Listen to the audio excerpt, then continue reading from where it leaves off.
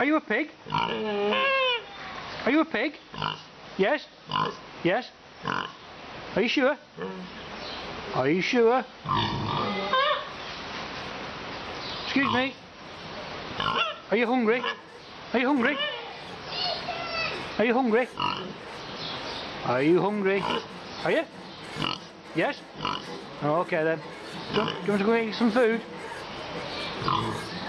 Food? Hey? Alright, see you later. What? We're going now, alright? Okay, see ya.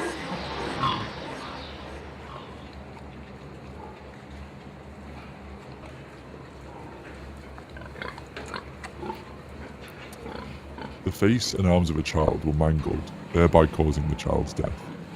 The defendant was brought forward before the local tribunal, and after a formal trial, she was declared guilty of the crime.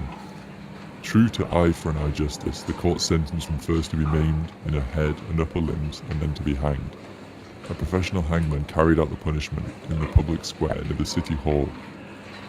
This particular trial and execution is interesting, partially because of the fact the village commemorated the execution with a fresco painted on the wall in the local church. However, the case is especially significant because of the fact that the defendant was a pig. Significantly, before her execution, some now unknown persons first dressed the sow in human clothing. Today we can only speculate as to what motivated the townspeople to dress the pig in human clothes before killing her. Was it to mock the transgressing animal, or was it instead an effort to make the animal more human-like, perhaps to impart a moral lesson to the people witnessing the event? The answer, unfortunately, has been lost in history.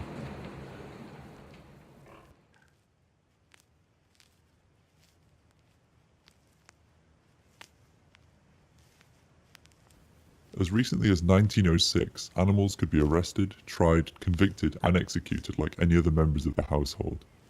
The first recorded trial of its kind was in 1519 in the commune of Stelvio in Italy, which prosecuted a group of local moles who, in their burrowing, had damaged some crops. A procurator was appointed and charged with their defense. Anticipating that the judge would order the moles to evacuate the fields, counsel for the defendants requested that they at least be granted a safe passage away from the vicinity, free of possible harm from dogs, cats, or other enemies. The judge granted this request and ordered that a free, safe conduct and an additional respite of 14 days could be granted to all those which were with young.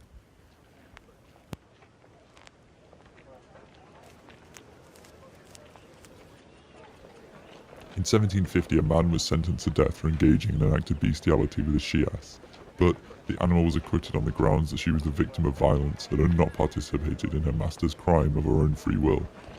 During the trial, the defense introduced into evidence a document signed by the prior of the Covenant, as well as the principal inhabitants of Vanvray, where the offence had been committed.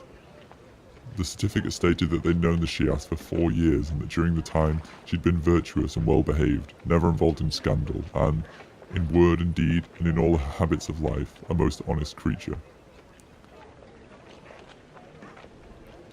It's difficult to unpick the extent to which the fair justice granted to the animals is as a result of extreme anthropomorphism, the inability to see them as non-human, to personify them to the extent where they're treated on the same level as humankind, or is it down to a much more intimate, essentially two-way relationship that humans and animals shared in a pre-industrial world, where they were seen as legitimate members of the community who had roles within the smaller feudal societies in which they lived?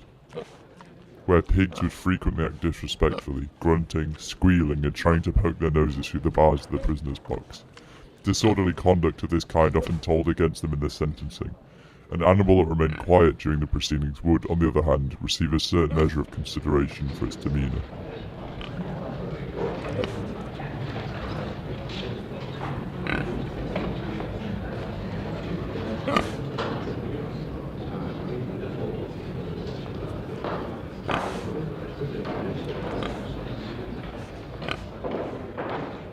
Most famous of all death row dog cases involved a 110-pound, 3-year-old Japanese Akita named Taro, who was condemned to die under New Jersey's vicious dog law. In 1991, Taro was seized and quarantined by Bergen County officials after allegedly biting his guardian's 10-year-old niece. On February 11, 1991, the judge ordered that Taro be killed. Tara's guardian appealed the death sentence, and the county health department ordered that Tara be held in jail until judges decided whether he could, in fact, be killed. The press quickly dubbed him New Jersey's death row dog, and the nation spent the next 3 years following the case. From March 1991 until February the 10th, 1994, Tara was kept, along with the German Shepherds, in the Bergen County Sheriff's K-9 unit at a cost of $18 a day. On January 29, 1994, Tara's case and photo made the front page of the New York Times. The dog was saved from death on 3 conditions. 1. Tara would have to spend the remainder of his life outside New Jersey. 2. Tara's original guardian would have to transfer custody of the animal to a new guardian. 3. Both his old and new guardians would be required to assume all financial liability that might result from Tara's future behavior. Tara had spent more than 1,000 days in Bergen County Prison.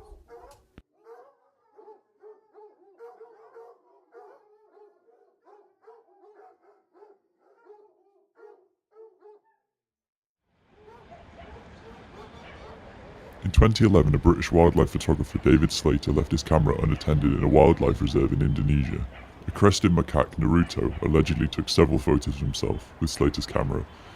The images were published in a book by Slater, by an American publisher. Acting as what's referred to as a next friend, a court case was opened by PETA, the People for the Ethical Treatment of Animals, advocating that Naruto himself should be granted copyright ownership over the images.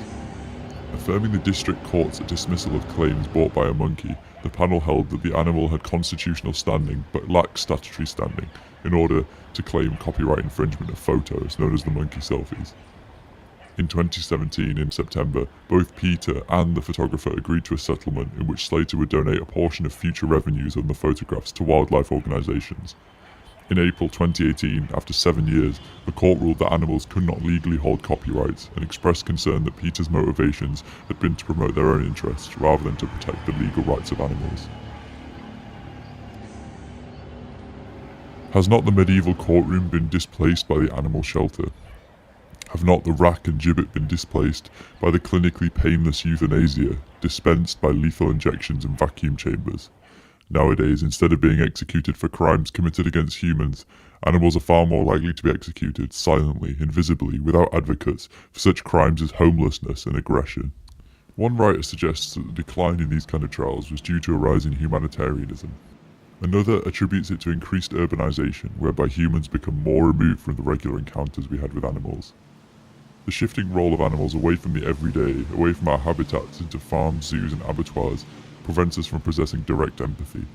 The physical rift, which over time becomes an emotional one, that separates us has dramatically shifted how we think about and interact with animals.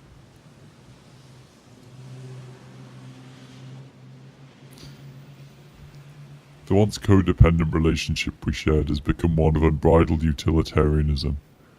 Whilst we may still defend the rights of dogs and donkeys, have we lost the ability to apply this to all living creatures? When I was 5 years old, I had the first great love of my life. I met the most wonderful creature.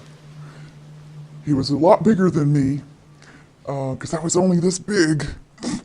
And I looked into those big brown eyes, and I knew that I discovered my true love. And it started a love affair that I've had and enjoyed for my entire life.